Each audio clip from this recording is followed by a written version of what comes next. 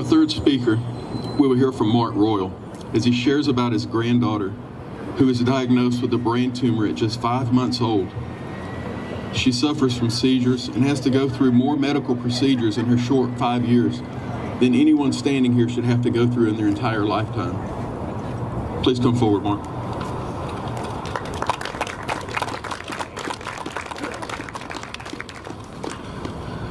Thank you, everybody. I do get a little emotional. On April 21st, 2009, my daughter gave birth to a beautiful blonde-headed little girl. Her face beamed like the sun, so her name is Sunshine. I'll refer to her as Sunny from now on. There were no problems at her birth, but when she was about 5 months old, we noticed that her eye was twitching. She was seen by doctors. The doctors referred her to a pediatric eye doctor. We were told to take her to Children's Health Care in Atlanta for an MRI. The next week, we received the news that the MRI revealed a brain tumor located in her brainstem.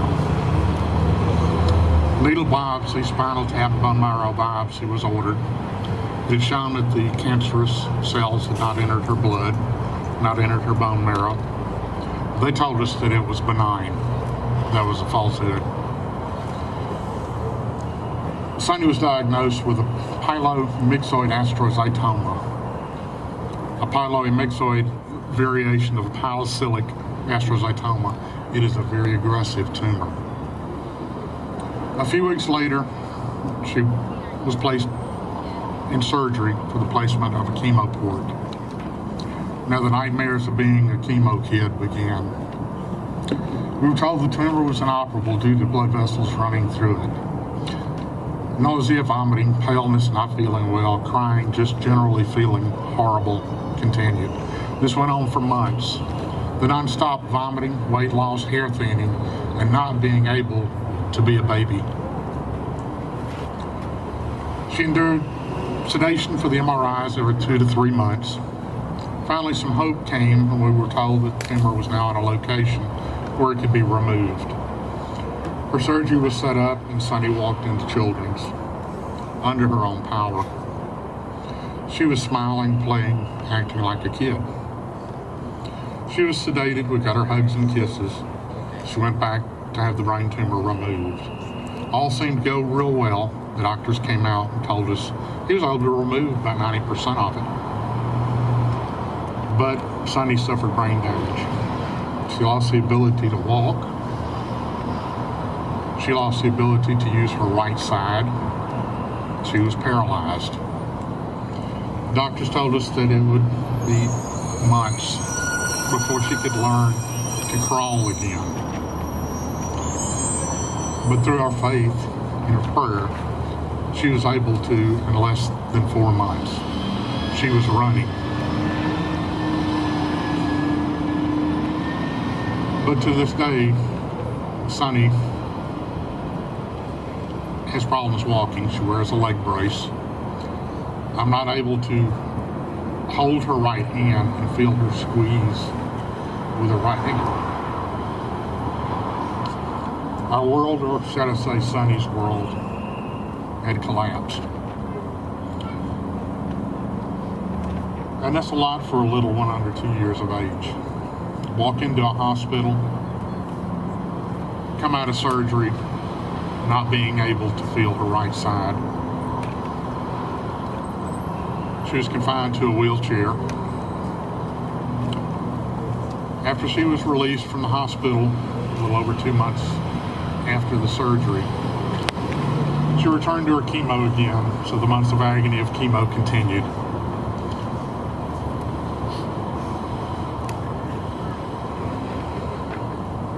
She had her chemo changed many times as the chemo lost its ability to shrink the tumor. The doctors basically had given up on her. We transferred her to St. Jude's for clinical trials. After she was admitted into St. Jude, they went to access her report. It had been in there since she was 4.5, 5 months old. They told us it'd be about a 30-minute procedure. Go in, take it out, put a new one in. The old one had clogged. As they were removing it, a small piece broke off and went into her heart. Sonny went in for open heart surgery. Again, thanks to our Lord, within 18 hours, she was out toddling around with a new port, having a sternectomy, which is the cutting of the bone. She was sore, but she was sunshine. They started her on the clinical trial drug. It didn't work. There was no reduction. But we had a doctor there that said, let me go in there and try to remove as much tumor as I can. He was able to remove approximately 70 to 75% of it. Within 14 hours after her surgery, Sonny was up walking around. The paralysis was still there. She's learned and adapted to it. She recovered real quickly. About a week later, the cardiologist told my daughter they almost lost her on the table. This could have been prevented with medicinal marijuana for tumor shrinkage.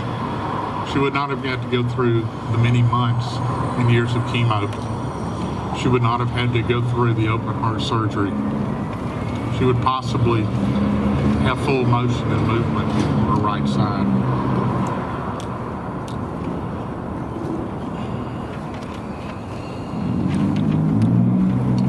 Sonny had her brain surgery, and she did great. She was home after 7 days. She was in church with me on the 8th day. They told us that she would have to go through photon radiation for 6 weeks. After a 4-week break, the family went to Jacksonville, Florida, and she spent 6 weeks daily radiation. She lost a spot of hair on her head. Beautiful blonde hair was gone. It's now growing back.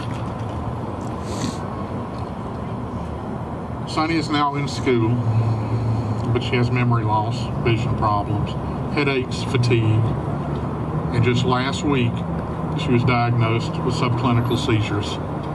She starts her medication today. These seizures are caused by brain injuries, both surgical and traumatic. She doesn't go into the dramatic seizures that most people are familiar with. She just stares off into space. She zones out, as my daughter calls it. She doesn't have convulsions or lose consciousness. But the seizure and the memory loss causes her to have a lot of problems retaining her education. She can have this for the remaining amount of her life, which I pray is a long one.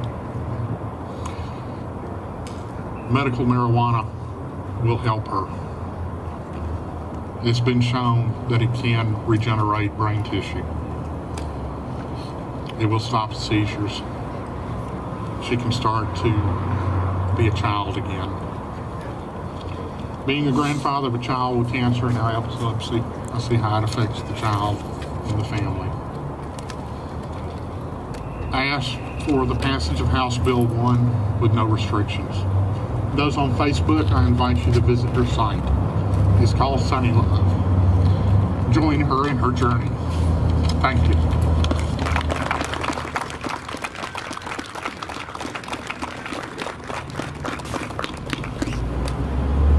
Thank you, Mark. So the first 3 speakers we've heard have addressed medications, how pharmaceutical companies, how our doctors want to treat these specific diseases with medications that are hurting our bodies, with surgeries that are hurting our bodies. Not always are they effective. Not always is cannabis oil effective, but it is effective in most. The next person we're going to hear will be a difficult story to hear, but it's one that needs to be told. Our next speaker will share her personal story and a battle for the life of her young daughter. She left everything behind and relocated to Florida with hopes of finding relief in cannabis oil.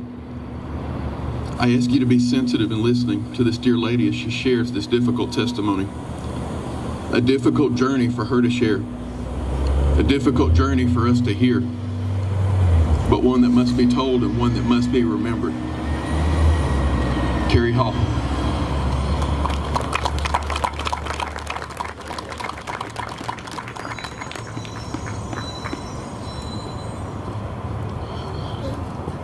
Hello. This is my daughter, Leela Hall.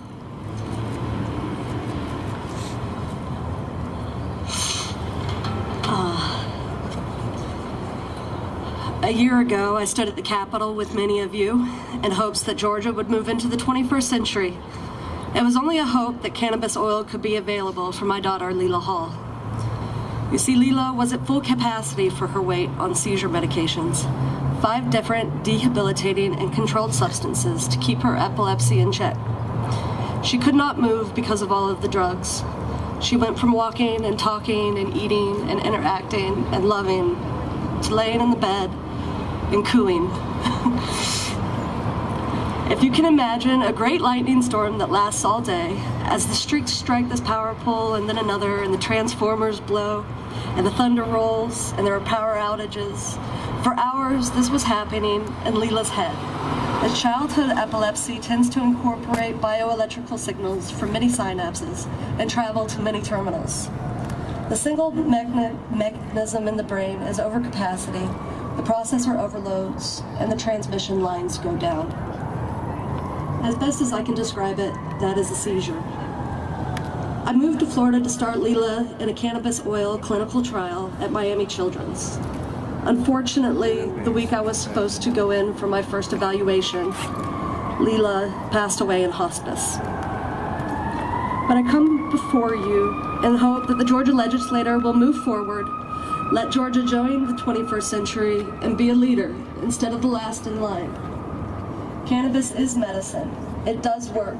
We know that children can start speaking after using cannabis oil, and we know that the next step is mobility. That is a miracle compared to living a life trapped in your own body and under the blanket of seizure medications. Give our children a chance. Pass this bill. Thank you.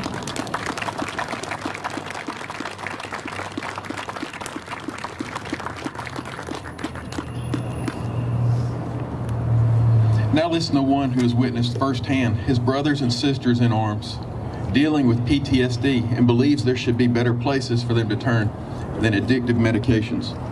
Paul Sweeney served in the U.S. Army, earning rank as a lieutenant. He was honored as Fort Gordon Soldier of the Year. His service to his country now focuses on those he served with. Paul Sweeney.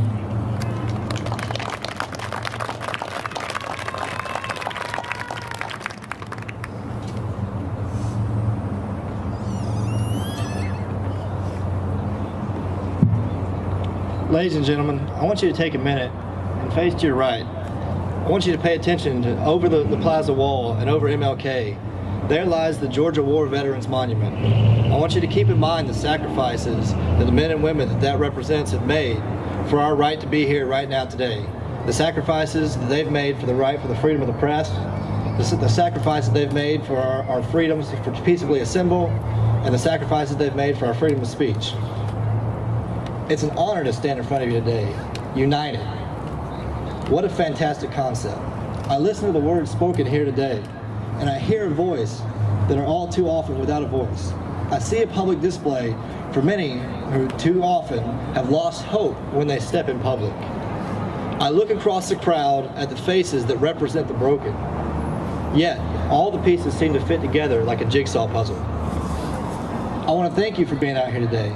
I want to thank the parents for bringing their children out here today, and I want to personally thank the children who suffer from these afflictions for being heroes to me for their daily fight.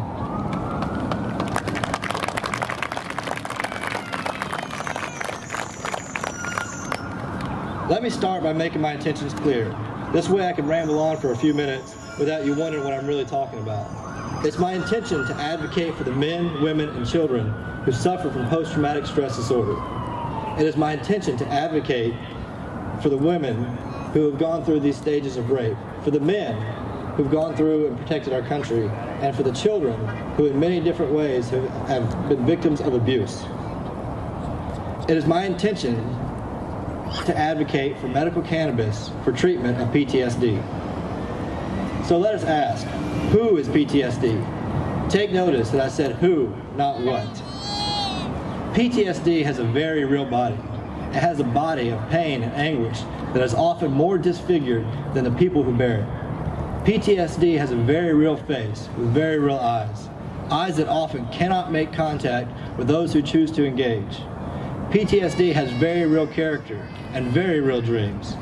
Well, more often than not, those dreams are nightmares and much too real. They are dreams of the awful things that have been done. They are often daydreams of the friends that have been Serving as the dismembered chairman of the 3rd Congressional District. He is also a successful business owner and a personal friend. Dale Jackson.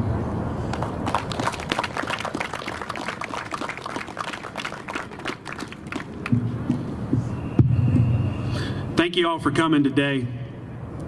Today I stand before you and I speak like all of us here that cannot speak, some that aren't here physically. But today I speak for my son, who is right there, who's 6 years old and is yet to utter a word. I stand in the gap, I stand in his place, and I ask you, why not cultivation in Georgia?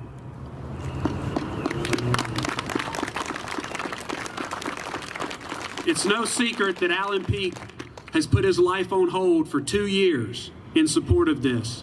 He has worked tirelessly.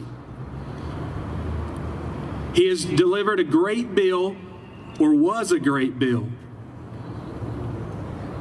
It included the support of 17 different diagnoses and, most importantly, cultivation here in Georgia.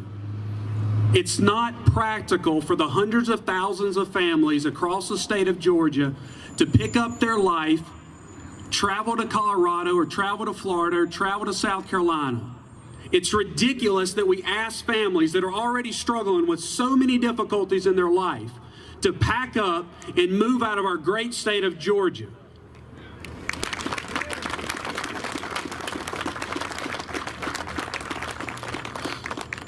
This time last year, we faced the same thing. And the governor said, well, let's hold on. This is major legislation. Let's think about this. Let's have a study group. Well, you know what? We had a study group. We went to meeting after meeting. Many of you here in this group today, you testified before many groups. We took advice from law enforcement, from the agricultural department. We have heard them, and then the governor shut us down. Alan Peake delivered a bill that included the study groups, and the governor said, not this year, again. I ask you, why, Governor? Come sit down at the table with us. Speaker of the House Ralston, if you're against the original bill, HB1, then let's work through it. Come to the table, let's negotiate. If you have questions or concern, it's reasonable. But right now, all we got was a no. We got, this is what we're going to allow you to do. Well, I don't know about you, but we have a House of Representatives. We have a Senate here. We do not have a dictator. I'm asking today, as we stand in Liberty Plaza, for one state representative to come alongside Alan Peake, for one state House of Representatives to come along, and let's push this bill, the original bill, so that thousands upon thousands of families across the state of Georgia can get this treatment. It's great that we're helping out the 17 families in Colorado. They are facing life-threatening situations. They need our help. But so do the hundreds of thousands of families, like my son, that deals with autism, like all the other victims and situations that you've heard from today. Those are just as important. And it's unrealistic to ask these families that are already dealing with such heartache, such financial burden, to pick up and leave the state of Georgia, all because the governor simply said no. Well, I'm looking for somebody to put the bill on his desk. If he wants to say no, he has that right to sign it or not sign it. But as it stands right now, thousands upon thousands of families in the state of Georgia will not be helped. They will not. And I want to know why. I want to know what is wrong in the bill. Let's talk about it. Let's come to the negotiating table. Simply saying wait one more year when you said wait one more year last year is not acceptable. That's all. Former state rep. Thank you everyone for sharing with us today. We listened to many cases that represent the needs of Georgia's hurting. Our gathering today, this rally, it would be for nothing if we did not give a call for action. Not an action from the people. You've done your part. We've done our part. An action from those who are sworn to serve us in office. Governor Deal, will you listen to the voice of the people of Georgia and allow access to cannabis oil, which has already brought relief to many and answered their cry for help? Governor Deal, will you continue to allow other states to provide care for our families, Georgia families? Governor Deal, are you going to watch as Georgia families wait yet another year for relief, suffering, and even dying? Governor Deal, immunity is not enough when it would grant refuge for those who are forced civil disobedience in other states' laws, the states who are currently helping Georgia families.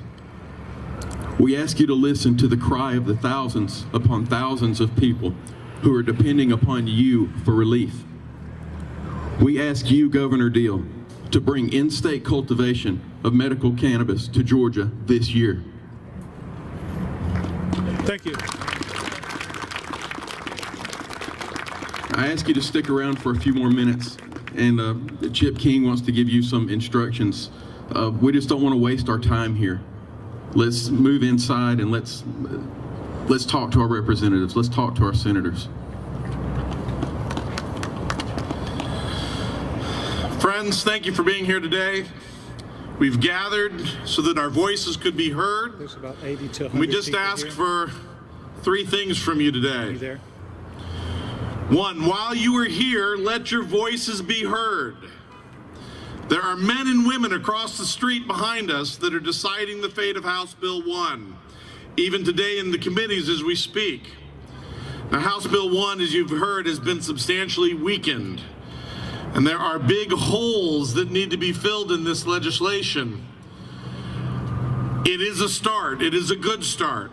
And by all means, let us be clear, we support passage of House Bill 1 in its current form, but it doesn't go far enough.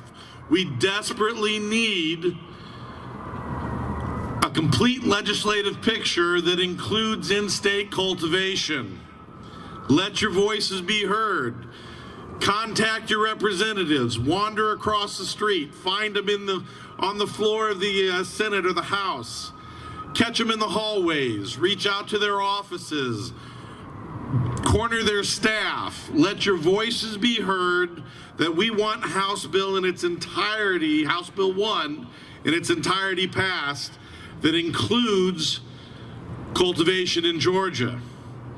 Even as we speak, there are those that are seeking to weaken this bill further, seeking to limit the conditions that are included in this legislation. Your legislators need to hear your demand that this bill be put back into its proper place, well thought out, well studied, well measured, well intended, and as a solid piece of legislation that we can work with in Georgia. Let your voices be heard. Number two, as you go home, let your voices be heard. We've got local legislation, or local elected officials that are seeking at a state level to weaken this bill through the conditions. Reach out to your Sheriff's Association members, that's your sheriff. Reach out to your district attorney. Let them know where you stand. Education is a powerful thing. As you talk to people, what we've found is that those that truly understand what we're asking for and why we need it any opposition melts away. All they need is to hear from you, to hear your voice. They need you to speak just those first words of encouragement and support. Educate them about what we're asking for and why we need it. And finally, as you leave here today, we ask that you be well, that you be safe, that you thank our Maker for his glorious protection over us, and that you have a good day. Thank you all very much.